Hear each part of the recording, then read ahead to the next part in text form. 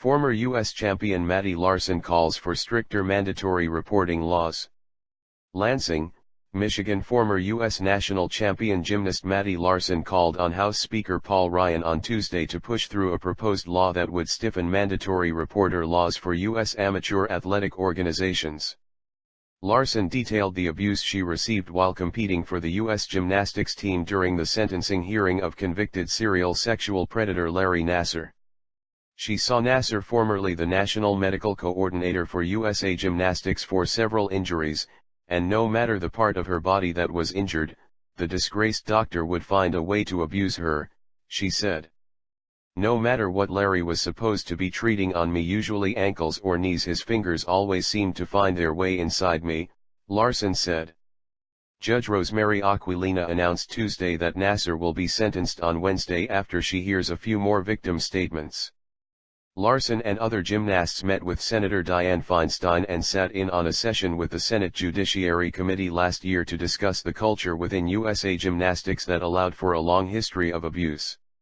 From that meeting, Feinstein and others in the Senate drafted a bill to make it mandatory for amateur athletic organizations such as USA Gymnastics to report any allegations of sexual assault immediately to law enforcement.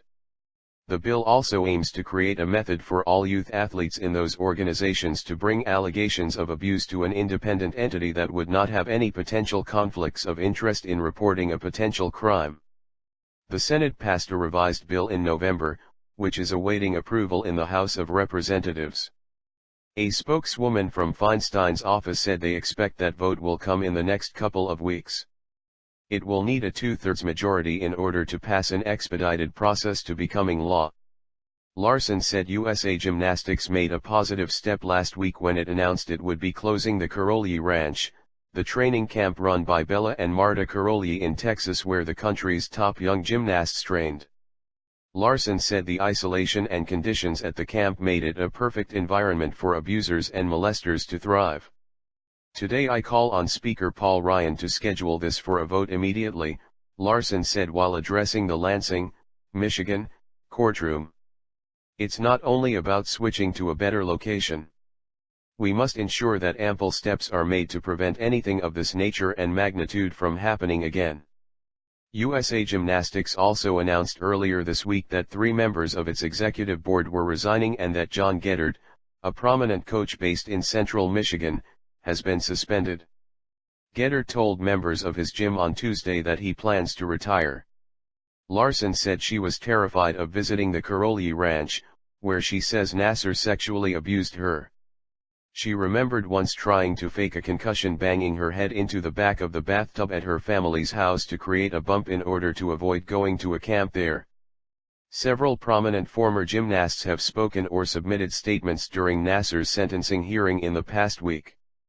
3-time national champion Jessica Howard submitted a letter to the court Tuesday. Last week, Jamie Dansker, Ollie Raisman, and Jordan Weaver appeared in court and Michaela Maroney provided a written statement. They are among the 158 young women and girls who are scheduled to address the court and the man they say abused them as part of his plea deal. Raisman tweeted her support to Larson on Tuesday. Many of those who have spoken in the past 6 days of impact statements say that Nassar used his connection with Olympians and national team members, heroes for many young gymnasts, to impress them. He often gained their trust by providing them with gifts from international competitions or autographed items from the stars he purported to be healing. Isabel Hutchins brought a box full of old gifts from Nassar to court Tuesday. Hutchins was an elite-level gymnast at Chwee Stars, a gym in Dimondale, Michigan, where Nassar has admitted to abusing young girls. She read aloud a note from Nassar that ended with "Love you, girl," and then went on to describe the way he abused her starting when she was 10 years old. Hutchins said she wonders whether Nassar misdiagnosed some of her injuries to keep seeing her on a frequent basis.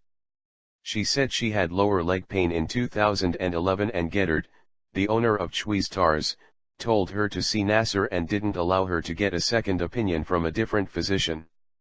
Nassar told her she was healthy enough to continue training. She was kicked out of practice a month later because she was having trouble walking. She went to the emergency room that day,